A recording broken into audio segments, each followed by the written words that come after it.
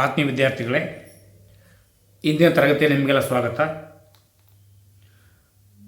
ನಾನು 4 ಅಂಕದ ಪ್ರಶ್ನೋತ್ತರಗಳು 2015ರಿಂದ 2025ರವರೆಗೆ ವಾರ್ಷಿಕ ಪರೀಕ್ಷೆಗೆ ಮೇಲಿಂದ ಮೇಲೆ ಬಂದಿರುವಂತಹ ಪ್ರಶ್ನೋತ್ತರಗಳನ್ನು ನಿಮಗಾಗಿ ಸಂಗ್ರಹ ಮಾಡ್ಕೊಂಡು ಬಂದಿದ್ದೇನೆ.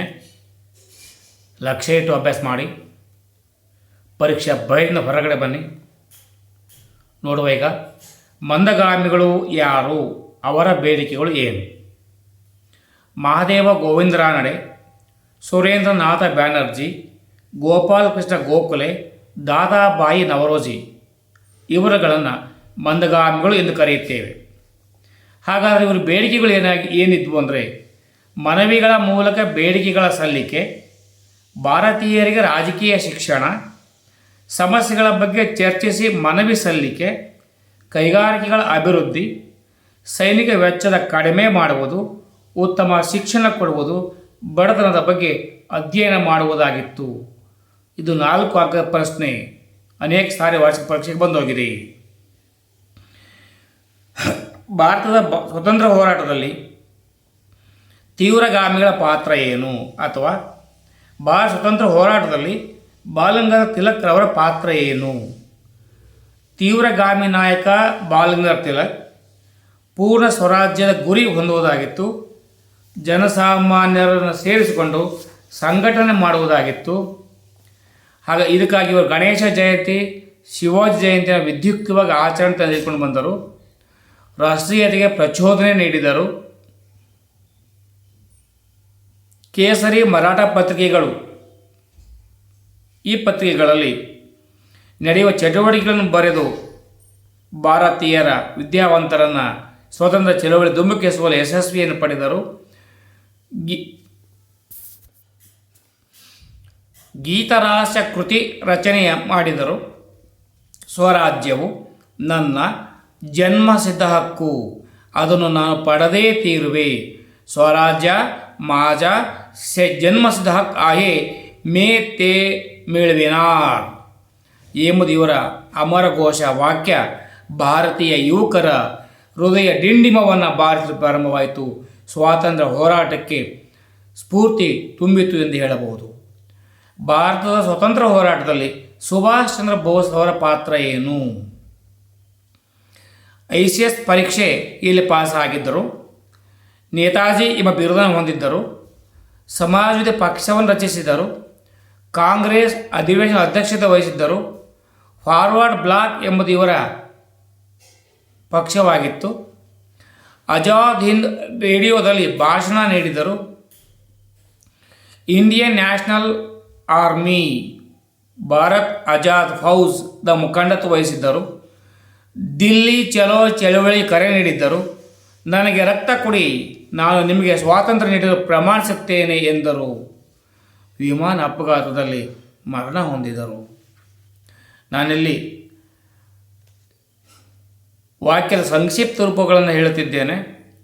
ಮಾನ್ಯ ವಿದ್ಯಾರ್ಥಿಗಳೇ, ಇವತ್ತು ಪೂರ್ಣ ವಾಕ್ಯವಾಗಿ ಉತ್ತರ ಬರೆಯಬೇಕು. ಭಾರತದ ಸ್ವತಂತ್ರ ಹೋರಾಟದಲ್ಲಿ ಗಾಂಧೀಜಿಯವರ ಪಾತ್ರ ಏನು? 1920-47 ಗಾಂಧಿ ಯುಗ.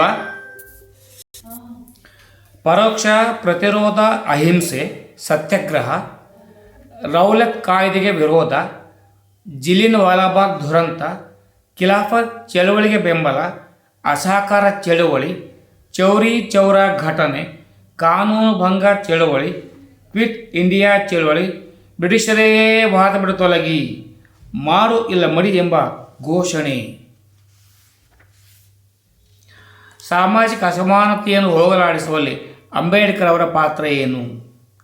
ಸಾಮಾಜಿಕ ಸ್ವಾತಂತ್ರ್ಯವಿಲ್ಲದ ರಾಜಕೀಯ ಸ್ವಾತಂತ್ರ್ಯವು ಅರ್ಥಹೀನ ಎಂದರು. ಮಹಾಡ್ ಮತ್ತು ಕಾಲಾರಾಮ್ ಚಳವಳಿಗೆ ಕರೆ ನೀಡಿದರು. ಬಹಿಷ್ಕೃತ ಹಿತಕರಣಿ ಸಭಾ ರಚಿಸಿದ್ದರು. ಸ್ವತಂತ್ರ ಕಾರ್ಮಿಕ ಪಕ್ಷ ರಚನೆಯಾಗಿತ್ತು. ಪ್ರಬುದ್ಧ ಭಾರತ, ಜನತಾ ಇವರ ಪತ್ರಿಕೆಗಳಾಗಿದ್ದವು. ಮೂಕನಾಯಕ, ಬಹಿಷ್ಕೃತ ಭಾರತ ಪತ್ರಿಕೆಗಳು. ಕರಡು ಸಂವಿಧಾನ ಅಧ್ಯಕ್ಷರಾಗಿದ್ದರು. ಅಸ್ಪೃಶ್ಯತಾ ಆಚರಣೆಗೆ ಅಪರಾಧ ಎಂದು ಹೇಳಿದರು. ಭಾರತದ ಮೊದಲ ಕಾನೂನು ಮಂತ್ರಿಯಾಗಿದ್ದರು.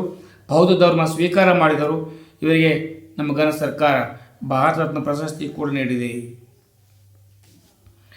ಭಾರತದ ಸ್ವತಂತ್ರ ಹೋರಾಟದಲ್ಲಿ ಬುಡಕಟ್ಟು ಜನರ ಹೋರಾಟವನ್ನು ವರೆಸಿ ಬ್ರಿಟಿಷರು ಜಾರಿಗೆ ತಂದ ಕಂದಾಯ ಮತ್ತು ಅರಣ್ಯ ನೀತಿಗಳು, ಕರ್ನಾಟಕದಲ್ಲಿ ಹಲಗಲಿ ಬೇಡರ್ ದಂಗೆ, ಕಾಯಂ ಜಮೀನ್ದಾರ್ ನೀತಿಯಿಂದ ರೈತರು ನಿರ್ಗತಿಕರಾದರು, ಸಂತಾಲರ ಶಾಂತಿ ಪ್ರಿಯತೆ, ಸಭ್ಯತೆಯ ಕಂಪನಿಯಿಂದ ಶೋಷಣೆ, ಸಂತಾಲರು ರಾಜಸಭೆ ನಡೆಸಿದರು, ಜಮೀನ್ದಾರ್ ಮತ್ತು ಮಹಾಜನರ ಲೂಟಿ ಮಾಡಲು ನಿರ್ಧಾರ, ಭಾಗತ್ಪುರ್ ಗಮ್ನಲ್ಲಿ ದಂಗೆ ಆರಂಭ, ಜಮೀನ್ದಾರ್ ಲೇವಾದೇವಿಗಾರರ ಪಲಾಯನ, ಸಂತಾಲರ ದಂಗೆ ಹತ್ತಿಕ್ಕಲು ಬ್ರಿಟಿಷರ ಸೈನ್ಯ ಬಳಸಿದರು.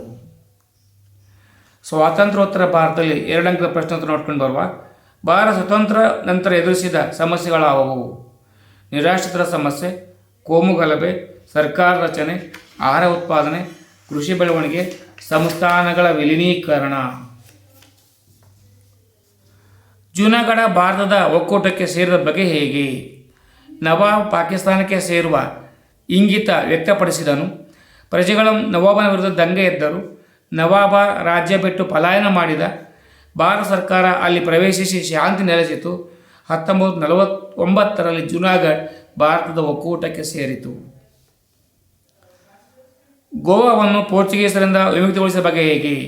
ಪೋರ್ಚುಗೀಸರ ಹಿಡಿತದಲ್ಲಿತ್ತು ಗೋವಾವನ್ನು ತೆರವುಗೊಳಿಸುವ ಆದೇಶವನ್ನು ಪೋರ್ಚುಗೀಸರಿಗೆ ನೀಡಿತ್ತು. ಪೋರ್ಚುಗೀಸರು ಆಫ್ರಿಕಾ ಮತ್ತು ಯುರೋಪ್ಗಳಿಂದ ಸೈನ್ಯ ತರಿಸಿ ಚಳುವಳಿಯನ್ನು ಹತ್ತಿಕ್ಕಿದರು. 1955ರಲ್ಲಿ ಗೋವಾ ವಿಮೋಚನಾ ಚಳುವಳಿ ನಡೆಯಿತು. 1961ರಲ್ಲಿ ಸೈನ್ಯ ಮಧ್ಯಪ್ರವೇಶಿಸಿ ಗೋವಾವನ್ನು ವಶಪಡಿಸಿಕೊಂಡಿತು. ರಾಜ್ಯ ಪುನರ್ವಿಂಗಡಣಾ ಆಯೋಗ ಅಧ್ಯಕ್ಷರು ಮತ್ತು ಸದಸ್ಯರ ಹೆಸರಿ. ರಾಜ್ಯ ಪುನರ್ವಿಂಗಡಣಾ ಆಯೋಗ ಅಧ್ಯಕ್ಷರು ಯಾರು ಎಂದರೆ ಫಜಲ್ ಅಲಿ.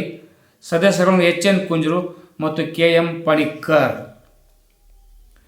ಸಾರ್ವಜನಿಕ ಆಡಳಿತದ ಮಹತ್ವ ವಿವರಿಸಿ ಅಥವಾ ಪ್ರಾಮುಖ್ಯತೆ ವಿವರಿಸಿ. ಸರ್ಕಾರದ ಆಧಾರ ಸ್ತಂಭ ಸಾರ್ವಜನಿಕ ಆಡಳಿತ, ಸಾಮಾಜಿಕ ಭದ್ರತೆ, ಸಾರ್ವಜನಿಕ ಹಿತಾಸಕ್ತಿಯ ಸೇವೆ, ಕಾನೂನು ಮತ್ತು ನೀತಿಗಳ ಅನುಷ್ಠಾನ, ಶಾಸಕಾಂಗ ಮತ್ತು ಕಾರ್ಯಾಂಗಕ್ಕೆ ಸಹಾಯ. ಕೇಂದ್ರ ಲೋಕಸೇವಾ ಆಯೋಗದ ಕಾರ್ಯಗಳನ್ನು ವಿವರಿಸಿ. 320ನೇ ವಿಧಿ ಸಂವಿಧಾನದ ವಿಧಿ. A ಮತ್ತು B ವೃಂದದ ಹುದ್ದೆಗಳಿಗೆ ಸ್ಪರ್ಧಾತ್ಮಕ ಪರೀಕ್ಷೆ ನಡೆಸುವುದು. ವ್ಯಕ್ತಿತ್ವ ಪರೀಕ್ಷೆ. ಬಡ್ತಿ ಮತ್ತು ವರ್ಗಾವಣೆಗೆ ಸರ್ಕಾರಕ್ಕೆ ಸಲಹೆ. ಶಿಸ್ತು ಕ್ರಮಕ್ಕೆ ಸರ್ಕಾರಕ್ಕೆ ಸಲಹೆ. ರಾಷ್ಟ್ರಾಧ್ಯಕ್ಷರ ಸೂಚನೆ ಮೇರೆಗೆ ಸರ್ಕಾರಕ್ಕೆ ಸಲಹೆ. ಪೋಸ್ಟ್ಡ್ ಕಾರ್ಬ್ ವಿವರಿಸಿ. P ಅಂದರೆ ಪ್ಲಾನಿಂಗ್ ಯೋಜಿಸುವಿಕೆ. O ಅಂದರೆ ಆರ್ಗನೈಸಿಂಗ್ ಸಂಘಟಿಸುವಿಕೆ. S ಅಂದರೆ ಸ್ಟಾಫ್ ಸಿಬ್ಬಂದಿಗಳ ಪೂರೈಕೆ. D ಅಂದರೆ ಡೈರೆಕ್ಷನ್ ನಿರ್ದೇಶಿಸುವಿಕೆ. CO ಕೋಆಪರೇಟಿವ್ ಅಂದರೆ ಸಮನ್ವಯ. R ಅಂದರೆ ರಿಪೋರ್ಟ್ ವರದಿ ನೀಡುವಿಕೆ. B ಅಂದರೆ ಬಡ್ಜೆಟ್ ಆಯವ್ಯಯ ಸಿದ್ಧಪಡಿಸುವಿಕೆ. ಭಾರತಕ್ಕಿರುವ ಸವಾಲುಗಳು ಮತ್ತು ಪರಿಹಾರೋಪಾಯಗಳು. 4 ಅಂಕ ಪ್ರಶ್ನೋತ್ತರ. ಮಹಿಳೆಯರ ಸ್ಥಾನಮಾನ ಉತ್ತಮಪಡಿಸಲು ಕೈಗೊಂಡ ಕ್ರಮಗಳಾವುವು? ಮಹಿಳಾ ಮತ್ತು ಮಕ್ಕಳ ಅಭಿವೃದ್ಧಿ ಸಚಿವಾಲಯ, ಸರ್ಕಾರಿ ಉದ್ಯೋಗದಲ್ಲಿ ಮಹಿಳಾ ಮೀಸಲಾತಿ, ಮಹಿಳಾ ಆಯೋಗಗಳು, ಮಹಿಳಾ ಅಭಿವೃದ್ಧಿ ನಿಗಮ, ಸಖಿ ಒನ್ ಸ್ಟಾಪ್ ಸೆಂಟರ್, ಮಹಿಳಾ ರಕ್ಷಣಾ ಕಾಯ್ದೆ, ಲೈಂಗಿಕ ಕಿರುಕುಳ ನಿಷೇಧ ಕಾಯ್ದೆ, ನಾರಿ ಶಕ್ತಿ ವಂದನಾ ಅಧಿನಿಯಮ, ಮಹಿಳಾ ಸಹಾಯವಾಣಿ 1991. ಒಂದು ತಪ್ಪು. ಅದು ವಿದ್ಯಾರ್ಥಿಗಳೇ, 1 2 3 ಬಾರಿ ಮನನ ಮಾಡ್ಕೊಳ್ಳಿ, ಮಂದೊಟ್ಟು ಮಾಡ್ಕೊಳ್ಳಿ. ಇನ್ನು ಹೆಚ್ಚಿನ ವಿಷಯನ ಮುಂದಿನ ವಿಡಿಯೋಗಳು ಬರ್ತೇನೆ. ತಮ್ಮ ಬೆಂಬಲವೇ ನನ್ನ ಧ್ವನಿಗೆ ಕಾರಣ. ಯಾರು ಸಬ್ಸ್ಕ್ರೈಬ್ ಮಾಡ್ಕೊಳ್ಳಿ. ನನ್ನ ಧ್ವನಿಗೆ ನಿಮ್ಮ ಬೆಂಬಲ ಇದೆ ಎಂದು ನಾನು ಭಾವಿಸುತ್ತೇನೆ. ಸರ್ವೇ ಜನೋ ಸುಖಿನೋ ಭವಂತು. ಸರ್ವರಿಗೂ ಶುಭವಾಗಲಿ. ಜೈ ಕರ್ನಾಟಕ, ಜೈ ಭಾರತ್ ಮಾತೆ.